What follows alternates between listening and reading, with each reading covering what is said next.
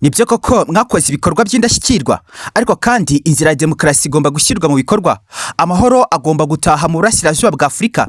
Ntabwo turi buze kwicara turebere tubona murimo kwangiza muri Kongo. Ntabwo turi bubone ingabo z'u Rwanda RDF zikomeza kugenda zitiza umurindi izi nyeshyamba M23 ngo bize kuba byakicarirwa gutyo gusa. Hoya mugomba kubafata mukabakura muri Kongo. Ariko kandi nubwo mwakoze ibikorwa by'indashyikirwa, reka twemere ko izo ngabo z'u Rwanda bukomeza kugenda muhakana ko zitari muri Kongo. Yego bitari nabyo, ariko kandi ntabwo mwakemera ko ziri muri Kongo. Tugomba kuba twabafatira ibihano mu gihe mutari kwemeza inzira ya demokarasi inyuze mu mahoro no mu mucyo. Nibyo nkuko bikomeza kugenda bigaragazwa. Evariste Ndayishimiye arakomeza kugenda atanga ibirego muri Washington DC agaragaza ko ingabo z'u Rwanda zikomeza kugenda zibuza umutekano Kongo. Ibi byose nibikomeza kugenda bigaragazwa. Inzira amahoro na demokarasi bigomba gushyirwa, kandi si ugusaba cyangwa se gutegeka. Turasaba demokarasi iganze mu kuba mwafata abo basirikare bakomeza kugenda bumvikana mu gutiza umurindi izo nyeshyamba zikomeza kugenda zisahura ubutunzi. Ibi bigomba gukorwa mu masaha 24 gusa. Bitakorwa u Rwanda n'abasirikare barwo bagafatirwa ibihano. Imwe mu mitungo ibarirwa mu mahanga y'abasirikare b'igihugu cy'u Rwanda ikaza kuba igatirwa cyangwa se igafatirwa ibihano. Ndagira ngo ibi ngibi muze kubikora nk'ibyanyu, kandi mubikore mu masaha atarenze 24 gusa, kugira ngo inzira na demokarasi byongere kuba byashyirwa mu bikorwa.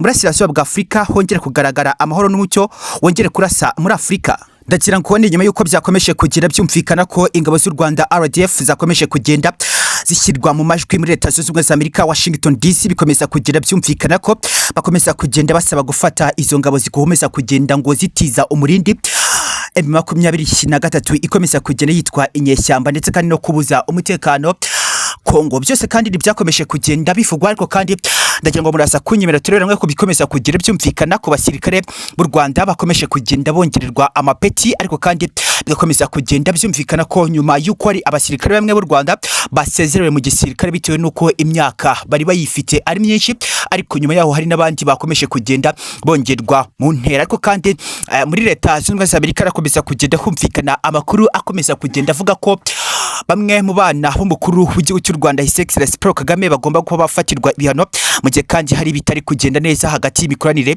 ya Leta Zunze Ubumwe za Amerika n'igihugu cy'u Rwanda. Ndagira ngo byose tube tubirebera hamwe ko byakomeje kugenda bigaragazwa. Ariko nyuma yaho kandi witwa Kayumba Nyamwasa akaba yongeye kuba asubiza by'umwihariko General Mubaraka Muganga ndetse na General His Excellency Poul Kagame nyuma y'amagambo yavugiye mu nama ya komite yari yateranye, ariko kandi baza kuba bagaruka ku burwari bwakomeje kugenda bugaragazwa na Kayumba Nyamwasa nyuma yo kubohora igihugu, ariko we kandi akanasaba mu by'ukuri ko bagomba kuba basaba ubuhungiro bakaba baruhuka bagata urugamba aho rwari rushyushye.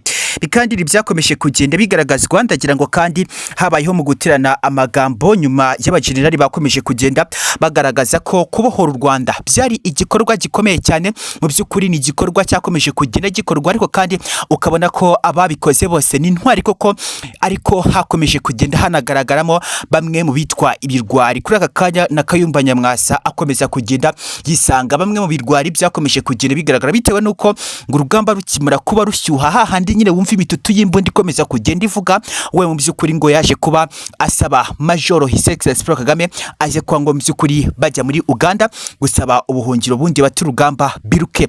Ibi ni bigaragaza ko yari yamaze kwa mu by'ukuri yatinya urugamba, cyangwa se urugamba iyo bataza no kuba mu by'ukuri barwana bashize amanga.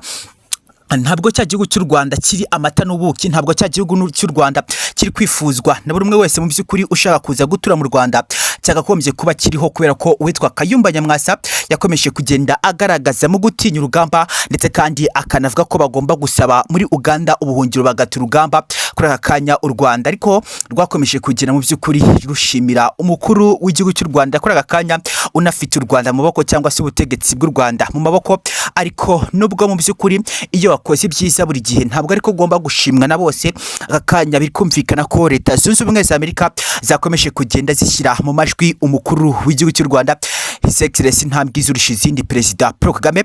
Ndagira ngo turebe ese bimeze gute, byifashe gute nyuma yuko abatavuga rumwe n'ubutegetsi bw'igihugu cy'u Rwanda nabo bakomeje kugenda bongera kubyura umurindi bakavuga ko u Rwanda rugomba kuba rugafatirwa ibihano. Ariko kandi twakomeje kugira tubona bimwe mu byakomeje kugira bigaragazwa muri Leta Zunze Ubumwe za Amerika bikomeza kugira byumvikana ko umuhungu wa Perezida Paul Kagame Ivan Cyomoro ngagomba kuba yafatirwa ibihano igitaraganya, ndetse kandi bikaba byumvikana ko bitigeze binemezwa mu gihe kandi abasirikare b'igihugu cy'u Rwanda cyangwa se ingabo z'u Rwanda zirakomeza kugenda zamaganira kure ibihano bikomeza kugenda bifatirwa igihugu cy'u Rwanda. Ni mu gihe kandi byakomeje kugenda byumvikana ko i White House Washington DC hakomeje kugenda hafatirwa ibyemezo by'inama byakomeje kugenda bigarukaho ku gihugu cy'u Rwanda, mu gihe kandi bikomeza kugenda byumvikana ko bimwe mu birego bikomeza kugenda bituruka muri Kongo, ariko kandi bigakomeza kugenda byumvikana ko u Rwanda rukomeza kugenda rushinjwa mu gutiza umurindi izi ngabo za M23, mu gihe u Rwanda narwo rukomeza kugenda rwihakana ariko kandi rukanahakana bikomeza kugenda bivugwa byose kandi nibigamije kuba byasenya igihugu cy'u Rwanda bikanagaragaza mu by'ukuri image cyangwa se isura itari nziza ku Rwanda. Ariko ibyo byose burya n'amagambo abakomeza kugenda avugwa n'abatifuriza neza igihugu cy'u Rwanda.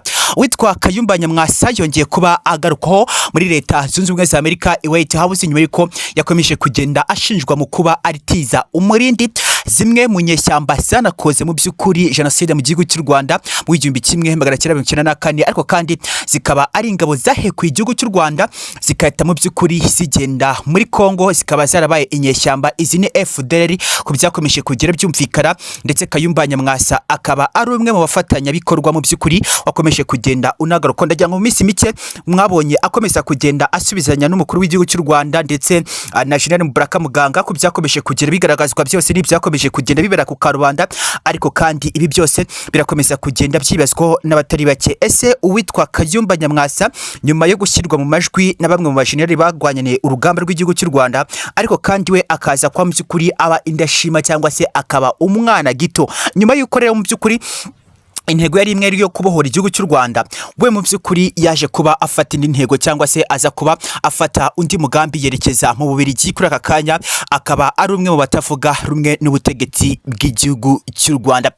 Dr Frank Habineza wakomeje kugenda ugaragaza ko amwe mu magereza cyangwa se mu by'ukuri bimwe nk'ibifatwa nk'amagororero bikomeza kugira byumvikana ko yakomeje kugenda ameshoninga kwa Kabuga. Ahangaha arakomeza kugenda agaragaza ko ngo zimwe mu by'ukuri muri aya magororero bikomeza kugira byumvikana ko atubahiriza uburenganzira bw'ikiremwa muntu, aho kandi bivuga ko umwe mu baba bagiye kugororwa ngo ashobora kuba yanakubitwa akaba yataha mu by'ukuri adafite ubuzima. Byose nibyakomeje kugenda bigaragazwa n'ishyaka rya Dr Frank Habineza wakomeje kugenda ugaragaza ko nyuma y'ibi ngibi byose aramutse atsinze amatora agomba kwa mu by'ukuri ngo yajyana n'igihugu cy'u Rwanda mu rukiko. Nibyakomeje kugenda bitangazwa byose. Ndagira ngo tuzakure ikiganiro kibigarukaho, ariko kandi reka twibaze ariko kandi tunumve ese igihugu cy'u Rwanda nyuma y'ibyakomeje kugenda bigaragazwa ku Rwanda byose koko niko bigomba kuba byakorwa bigashyirwa